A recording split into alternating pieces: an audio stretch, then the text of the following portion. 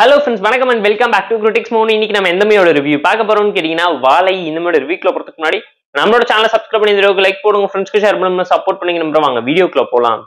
வாழை 2024ல தமிழ்ல ரிலீஸ் ஆயிருக்க ஒரு slice of life art film டிராமாவா தான் ரீக்ரியேட் பண்ணி மாரி செல்வராஜ் உங்களுக்கு பிரசன்ட் பண்ணிட்டு போயிருக்காரு. இந்த மூவில நிக்கிலா விமல், கலையரசன், திவ்யா துரைசாமி ஏகப்பட்ட பேர் நடிச்சிருக்காங்க. ஷானனோட ஒன் லைன் ஸ்டோரி என்னன்னு கேட்டீங்கன்னா 12 வயசு சிவனந்தன்கிற சின்ன பையன் வாழ்க்கையில என்ன நடந்துச்சுங்கிறதான் ஒட்டுமொத்த படமாவே எடுத்து காமிச்சிருக்காரு. மாரி செல்வராஜ் அவரோட வாழ்க்கையில நடந்த ரியல் லைஃப் இன்சிடென்ட்ஸ் எல்லாத்தையுமே ஒட்டுமொத்தமா நிறைச்ச ஒரு எமோஷனல் டிராமா ஃபீல் குட் மூவியா தான் பிரசென்ட் பண்ணியிருக்காரு. அதுக்கு முக்கியமான காரணம் என்னன்னு கேட்டீங்கன்னா, அந்த சின்ன பையன் ஸ்கூல் படிச்சுக்கிட்டு இருக்கும் போது லீவ்ல அப்பா இல்லாத காரணத்தினால அம்மா தனியா தான் குடும்பத்தை நடத்துறாங்க. அது மட்டும் இல்லாம வாழைத்தோப்புல குடும்பத்தோட எல்லாருமே வாழைத்தாறு லோடு ஏத்துற வேலை பார்த்துக்கிட்டு இருக்காங்க. குடும்பத்துக்கு சப்போர்ட் பண்ணி லீவ் டைம்ல பையன் அந்த சின்ன வயசுல சந்தோஷத்தை அனுபவிக்காம எவ்வளவு கஷ்டப்பட்டு வாழ்க்கையில வலியும் வேதனையோட வளர்றாங்கிறத படமா காமிச்சிருப்பாங்க.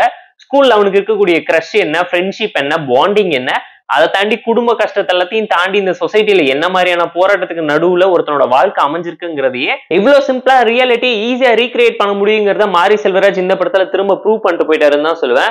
பெர்ஃபார்மன்ஸ் வைஸ் இந்த மூவில நடிச்ச எல்லாருமே அந்த கேரக்டராவே வாழ்ந்திருக்காங்க.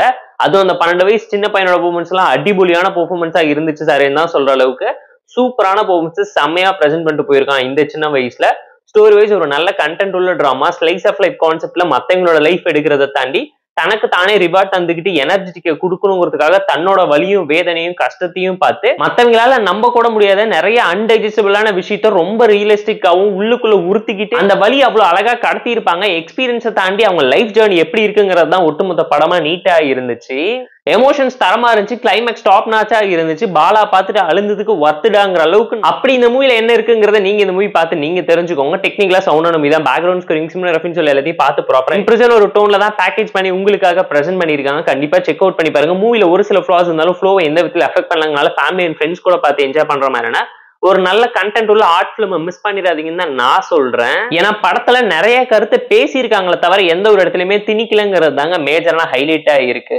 ஏன்னா தூத்துக்குடி பக்கத்துல ஒரு கிராமத்துல 1990s நடந்த டிராமாவை அவ்வளவு அழகா தான் வாழ்க்கையில இருக்கக்கூடிய வலியை இவ்வளவு கலர்ஃபுல்லாவும் நீட்டாவும் பிளாக் அண்ட் ஒயிட்ல மாத்தி பெர்ஸ்பெக்டிவ்ல உங்களை யோசிக்க வச்சு உங்களே கேள்வி கேட்கும் போது வரக்கூடிய பதில் என்னங்கிறத கமெண்ட்ல சொல்லிட்டு போங்க. சோ வாழை மூவி ரிவ்யூங்கிறத தாண்டி வாழை மூவியோட ரேண்டா தான் நான் சொன்னேன். என்னோட பர்சனல் தாட்ஸ் அண்ட் ஒப்பீனியன்ஸ் இந்த மூவி பார்த்த எக்ஸ்பீரியன்ஸ் எப்படிங்கிறத தான் நான் ஷேர் பண்ணிக்கிட்டேன். இந்த வீடியோ பிடிச்சிருந்தா லைக் பண்ணி, கமெண்ட் பண்ணி, ஷேர் பண்ணி, சப்ஸ்கிரைப் பண்ணி சப்போர்ட் பண்ணீங்க. Number tata bye, see you and love you all.